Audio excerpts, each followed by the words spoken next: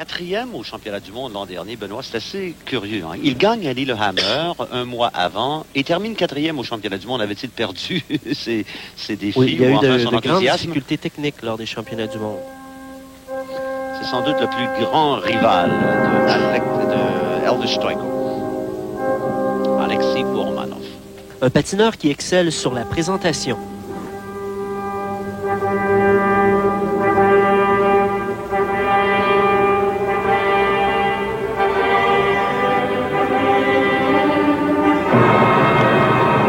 Axel.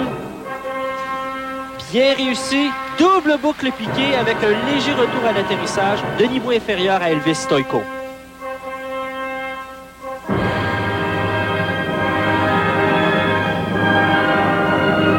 La musique est celle de Giuseppe Verdi, c'est l'ouverture de l'opéra Rigoletto. Il est très élégant. On doit se souvenir, le programme court.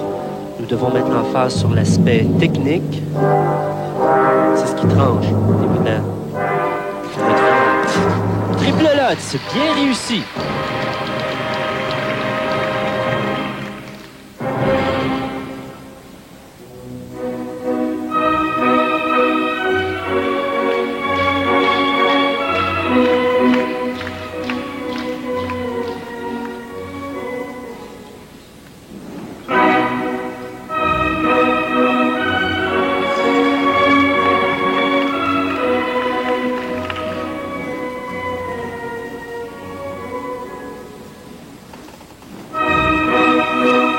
Pas un style très explosif, mais ses lignes de corps sont très très belles. Double axel, élément requis, sans difficulté.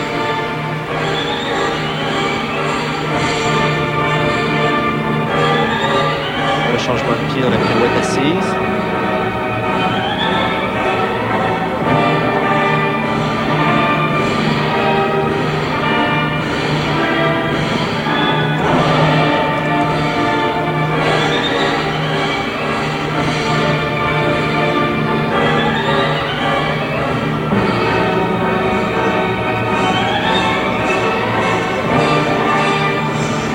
Jeu de pied en ligne droite.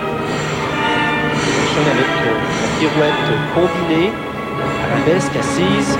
Changement de pied assise. Et la position finale. Alors, un bon programme dans l'ensemble. Un peu sobre. On s'attendait davantage. Il n'avait pas le charisme de notre Canadien. Encore là, toujours sans être chauvin.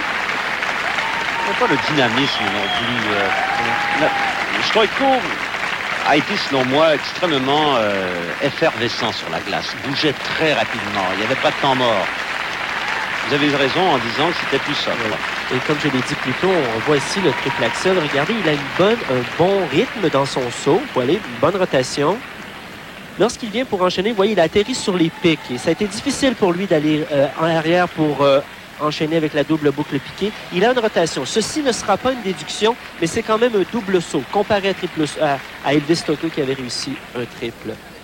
Le triple Lutz ici, bon envol, réception très propre, beaucoup d'élégance à l'atterrissage. Ouais, c'est un grand athlète, il n'y a aucun doute là-dessus.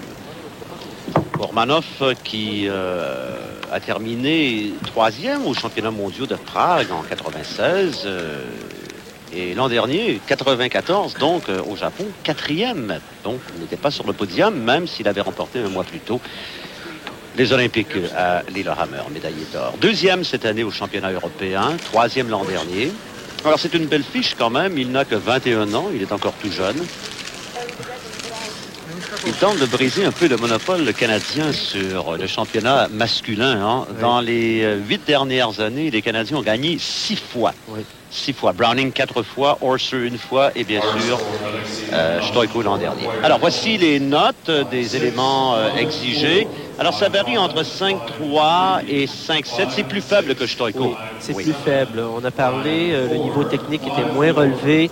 Les pirouettes, il y avait moins de variations, moins rapides. Alors, ça reflète bien la performance. Là où il pourrait se reprendre, c'est la présentation, mais encore là, ça vaut bien ce que Stoïko a présenté. Alors, entre 5-8, la plus forte, et 5-6, la moins forte.